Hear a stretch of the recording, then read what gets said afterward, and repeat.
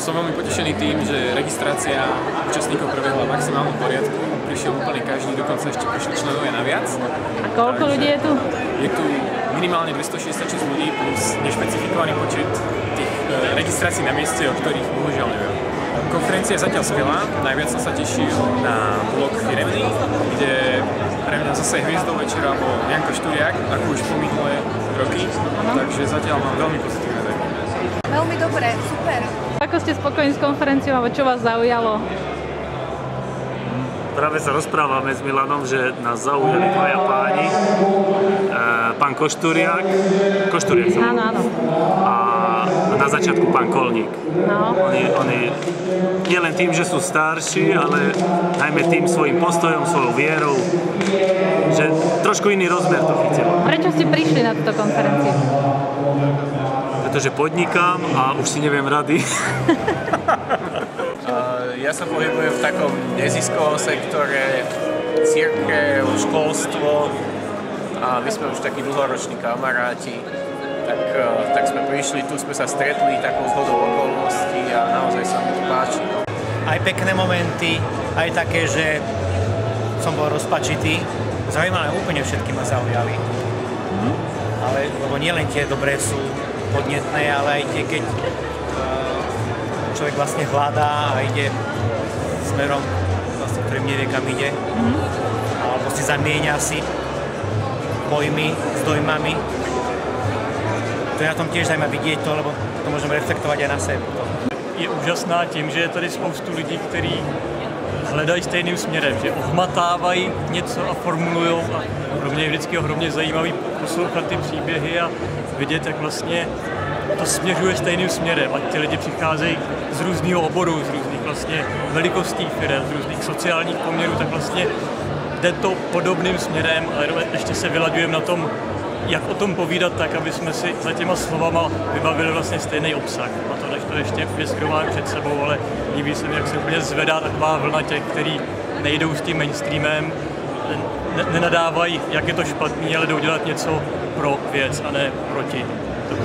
To mám vždycky radost, když takový lidi potkám na všech konferencích. Ďakujem. Ďakujem za otázku. Že ľudia by naozaj mali, zaslúžia si to, mať slobodu v práci. Ja využívam túto príležitosť, že teda som tu. Aj preto som prišla, že učím manažment ľudských zdrojov a chcem študentom odovzdať tie skúsenosti, ktoré ľudia, tí podnikatelia, ktorí zažívajú, naozaj umožňujú slobodne pracovať, že to existuje a netreba sa vzdávať, že nemajú východisko, keď vidia, ako rodičia hovoria o tom, že ako v práci nemajú slobodu, ako musia poslúchať tých svojich zamestnávateľov, často ich tá práca vôbec nebaví. Že už sú podnikatelia, ktorí to umožňujú a stojí to za to. Myslíte si, že táto konferencia to trošku posunie dopredu, dáva nejakú nádej na Slovensku? No, ja si myslím, že tá nádej vždy existuje, tá nádej nikdy nezomrie. A určite, že čím viacej sa bude o tom hovoriť, tak tým viacej ľudí nad tým začne rozmýšľať. Výborne. Ktorý príspevok bol najlepší? Latino Cubano. Nie vlastne všetko svojím spôsobom, ale aj pán Košturiak bol úplne super. Ten je klasicky super, tak dobre nahodil a podľa mňa aj Mišo Meško to veľmi dobre zhrnul. Presne. Dal je jasný message. A prečo si prišiel na konferenciu? Zaujímavá ma sloboda v práci a celkom sloboda a v zásade mám firmu, kde sa tieto veci snažíme čo najviac aplikovať.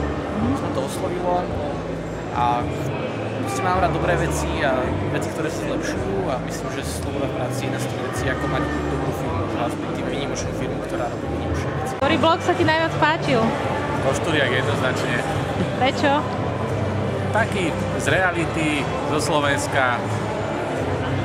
Neviem, perfektne. A čo konferencia celkovo? Paráda, to je obrovská dynamika, energia, stretať tu tých ľudí, čo majú rovnaké DNA, to je zážitok. Ďakujem. Konferencia sa mi páči, ale mám taký pocit, že výber, alebo teda množstvo rečníkov je na úkor kvality, alebo niečo takého. Áno. Že možno keby ich bolo menej a malo to nejakú jednotnejšiu líniu za sebou, že by nadväzovali a dávalo to celkovo nejaký zmysel, by to bolo lepšie. Aspoň tak mi to prišlo aj na minulých ročníkoch alebo inde, že mi to tu tak chýba. Ale Ale ináč je to super. A už na ktorých konferenciách si bol? No na všetkých slobodách, čo boli predtým, na slobodnej firme v Prahe teraz. A to sú asi také všetky, čo sa tohto týkajú. I ktorí rečníci ťa oslovili? Dneska sa mi veľmi prekvapene páčil ten pán z Microsoftu, potom Mišo Meško a teta z Ikei bola super. A ráno sa mi páčili niektoré Tomášové postrehy a asi najviac pán Kolník, ktorý bol po Tomášovi. Ďakujem. Nie zač.